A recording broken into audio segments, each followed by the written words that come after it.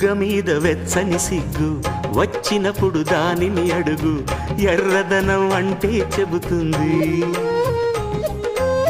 పెదవి కొమ్మ పూసిన పువ్వు అందమైన నీ చిరునవ్వు, తెల్ల రంగు అట్టా ఉంటుంది. నీలో నిలువున పులకలు రేగిన వేళ నువ్వే పచ్చని పైరువు అవుతావమ్మా. దిగులు రంగే నలుపు అనుకో, ప్రేమ పొంగే పసుపు అనుకో. భావాలను గమనిస్తుంటే ప్రతి రంగును చూస్తున్నట్టే, చూపులు ఎవరివైనా చూపించే లోకం ఒకటి.